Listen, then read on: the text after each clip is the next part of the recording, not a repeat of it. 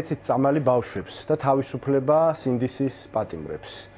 ეს არის ის, რასაც ჩვენ ვითხოვთ წელიწად ნახევარია, იმიტომ რომ ადამიანები ამ ქვეყანაში სრულიად უდანაშაულოდ სხედან ივანიშვილის საპყრობილეში, ადამიანები, რომლებიც იბრძოდნენ ამ ქვეყნის ხვალინდელი დღისთვის, ევროპული მომავლისთვის, რომლებიც იქიდანაც აგრძელებენ ბრძოლას, თავიანთი შეუპოვრობით, ხო, თავიანთი გაუტეხლობით, ხო, აი მარტო ბოლო დღეებში ჩვენ ვნახეთ სასამართლო პროცესებია სააპელაციო სასამართლოში, რომელმაც რა თქმა უნდა უცვლელად დატოვა ის უსამართლო განაჩენები, ხო, ვნახულობთ ახალგაზრდა ბიჭების და გოგონების სიტყვებს სასამართლოზე, რომელზეც შეუძლებელია არ მოგადგეს ცრემლი, ხო, როგორი ღრმა პატრიოტიზმით, განსწავლულობით, გულწრფელობით არის ეს ყველაფერი გამსჭვალული, ხო, ორშაბათს იყო ამ კვირაში იმ 8 პირის სასამართლო პროცესი, ზვიად ცეცხლაძის სიტყვა ვნახეთ და ჩემი თანაგუნდელები ვეფხია კასრაძე, ვასო კაძელაშვილიც არიან, ხო, ამ საქმეზე სრულიად უდანაშაულო ადამიანები, მსჯავრდებულები, ადამიანები, რომლებსაც ორგანიზატორობას და ჯგუფურ დანაშაულში მონაწილეობას ედავებიან, ისე რომ საერთოდ ერთმანეთს არც კი იცნობენ, ხო, ასეთი აბსურდებით არის საქმე, ისევე როგორც მზია ამაღლობელის საქმე, ისევე როგორც კიდევ ძალიან ბევრი ადამიანის და პოლიტიკოსებისაც, პოლიტიკური ლიდერების, მათ შორის, ხო, პაატა მანჯგალაძეს 7 წელი რომ მიუსაჯეს ადამიანს, რომელზეც ფორმალური სამხილიც კი არა აქვთ, ხო, საქმეში ჩაკერებული.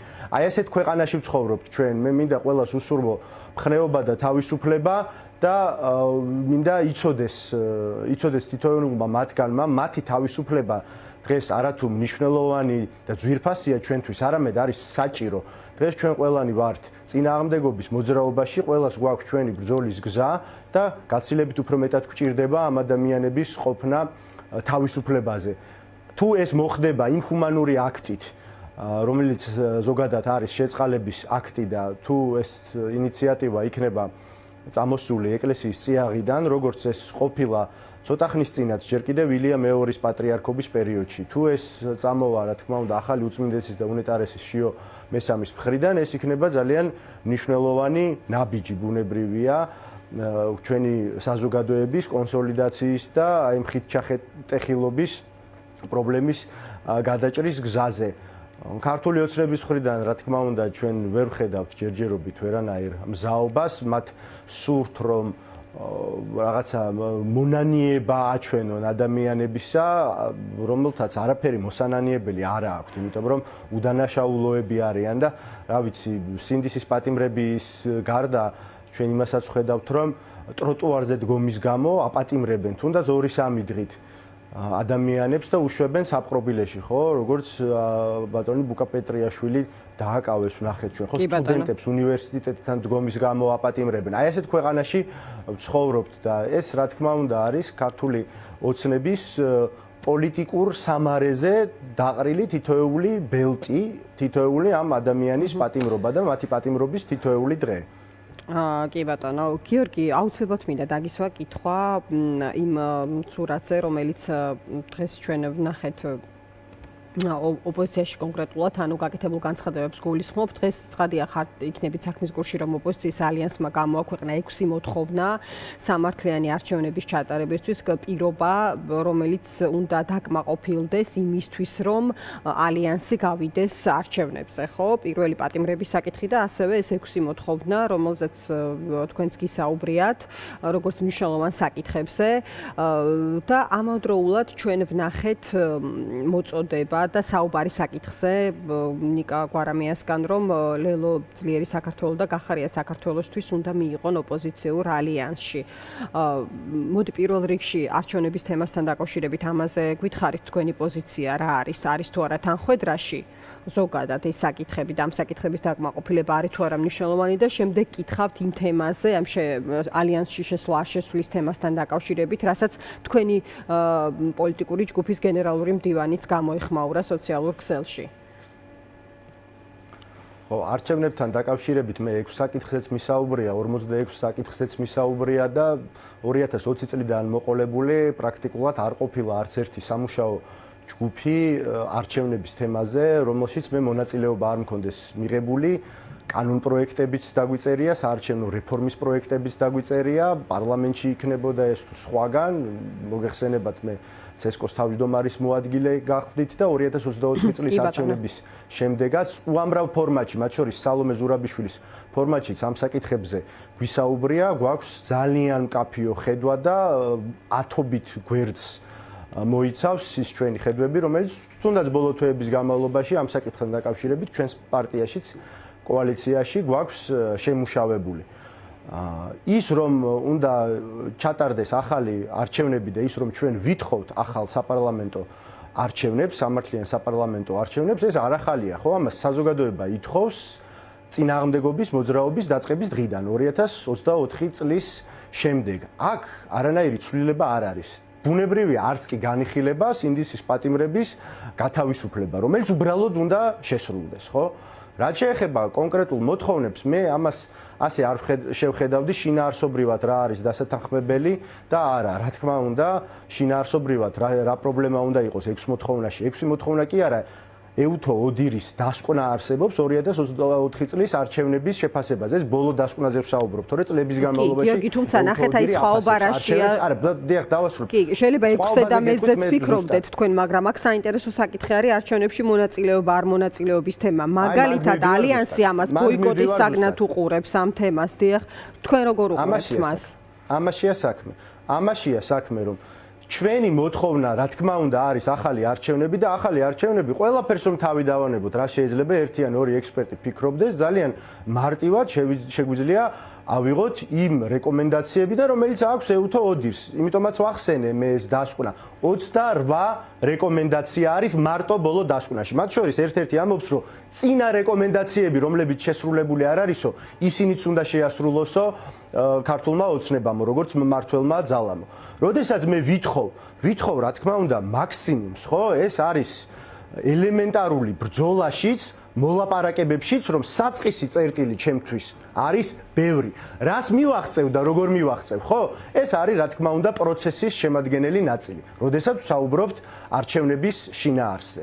რაც შეეხება კონკრეტული პუნქტების, არ აქვს მნიშვნელობა პირობითად 6 იქნება თუ 16. ამის გადაქცევად არჩევნების თუ ბოიკოტის წინაპირობად ეს არ მიგაჩნიათ სწორად შეცდომა, ფუნდამენტური შეცდომა, ამასთან დაკავშირებით ლელო ძლიერ საქართველოს მე მგონი თავისი პოზიცია დიდი ხანია დაფიქსირებული აქვს, რომ არის ერთი პარალელურად მიმდინარე ხაზი ბრძოლა არჩევნების მოპოვებისათვის და ისეთი არჩევნების მოპოვებისათვის როგორიც გსურს და მეორე არის ის რომ ბრძოლა საბოლოო მიზნის მისაღწევად რაც გულისხმობს რეჟიმის ცვლილებას ყველა გზა უნდა გამოვიყენოთ, ყველა ველზე უნდა ვიბრძოლოთ. უბრალოდ კითხვა რაშია, იცით? ოპოზიციისთვის საქართველოში, დიახ. ცვლილებას აყენებს თუ არა, ანუ ცვლილების შესაძლებლობას გაძლევთ ის მოცემულობა, რომელიც არის, აი ამაში არ არის, ხო, თქვენ შორის თანხმედრა ალიანსსა და თქვენი ჯგუფის მოსაზრებას შორის, აი მაგალითისთვის გეტყვით, რომ ისინი ამბობენ, რომ დავანებოთ ვადამდელს, აი 28-მდე რომ მივიდეს პროცესი პირობითად ვამბობ, თქვა რა მოცემულობით თქვა უნდა მოხდეს არჩევნებზე გასვლა, იმიტომ რომ აი მაგალითისთვის ვამბობ და ამის საპირისპირო არგუმენტი გითხარით მაყურებლისთვის, რომ ისინი ამბობენ, რომ აი გასვლას აზრი არ ექნება, თქვა მიტაცებული იქნება ეს არჩევნები, ემიგრანტების ფაქტორს სხვადასხვა საკითხებს ასახელებენ. აი თქვენი საპირწონე არგუმენტი, კონტრარგუმენტი რა არის თქვენივე ელექტორატისთვის? ძალიან მარტივად დგას საქმე სინამდვილეში. ჯერ ერთი ვადამდელი არჩევნები, რა ვიცი, დანიშნული არის და არ ვიცით და იმაზე ვისაუბროთ.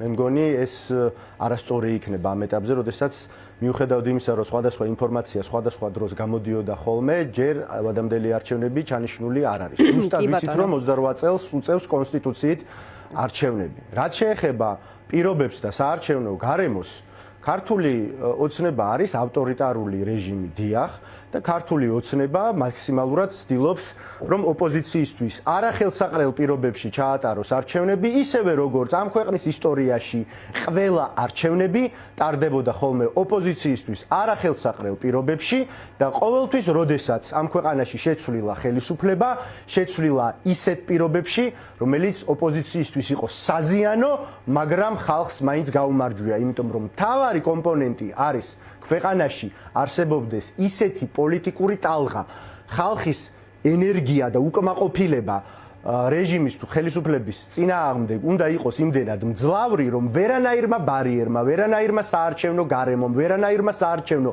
კანონმდებლობამ ვერ უნდა შეძლოს ხალხის ნების გამომჟღავნებისთვის ხელის შეშლა. ძალიან კარგი მაგალითი გვაქვს ჩვენ ქვეყანას, რომ თავი დავანებოთ, უახლეს პერიოდში უნგრეთის მაგალითი. მე ძალიან დაწურილებით შემიძლია ვისაუბრო ნებისმიერ ფორმატში რა მსგავსება იყო ქართულ და უნგრულ ჯერ ერთი ავტორიტარიზმს, მაგრამ განსაკუთრებით საარჩევნო გარემოს შორის, რამდენად ბევრი თვალსაზრისით უარესი მდგომარეობა იყო უნგრეთში, თვითონ საარჩევნო სისტემა იყო ისეთი, რომელიც თითქოს თავიდანვე გამორიცხავდა ოპოზიციის გამარჯვებას, მაგრამ იცით რა იყო მთავარი მდგენელი მადიარის წარმატების და ორბანის მარცხისა, რომ 5 საათზე, 17 საათზე არჩევნების დღეს უკვე იყო იმდენად დიდი აქტივობა დაფიქსირებული, იმდენად ბევრი ამომრჩეველი გამოცხადდა საარჩევნო უბნებთან, რომელმაც მოხსნა რეკორდი საბოლოო აქტივობისა, საღამოს 8 საათზე რო ამის გამომწვევი მიზეზებზე საუბარი წაგვიყვანს შორს, აი ბევრჯერ გვილაპარაკია, რომ ოპოზიციამ როგორ მოახერხა, კი, მე გეთანხმები, თუმცა ამაზე უნდა ვისაუბროთ, სწორედ როგორ გამოვიყვანოთ ყველაზე მეტი ხალხი. ხო, ანუ როგორ მოახერხა ოპოზიციამ ხელისუფლების არგუმენტების გაქარწყლება, მათ შორის ომის და სხვადასხვა თემატიკაზე და ამ შიშის გაქარწყლება და ასევე მადიარის ფაქტორი, რაზეც ჩვენ გვისაუბრია და არაერთხელ გაგვიმახვილებია ყურადღება, რომ ამის მნიშვნელოვანი დეფიციტიც არის, ხომ? ამიტომ გავაგრძელოთ კიდევ საუბარი შემდგომ სხვა ეთერებში შევაჯამოთ და ვასრულებთ.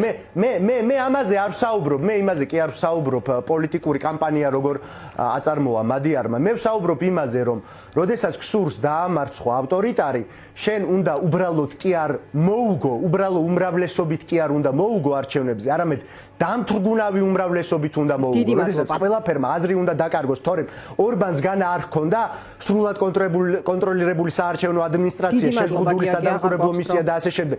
ჩვენ ამ ყველაფრისთვის უნდა ვიბრძოლებთ ისევე როგორც ლელო იმიგრანტების ხმისთვისაც იბრძოლებს და კონკრეტულ ნაბიჯებს გადადგამს, მაგრამ თავარია რომ ხალხი დაბარწმუნოთ საკუთარ ძალაში, რომ გადაწალეკოს და გადალეკოს ნებისმიერი არჩევნების დღეს ივანიშვილის რეჟიმი.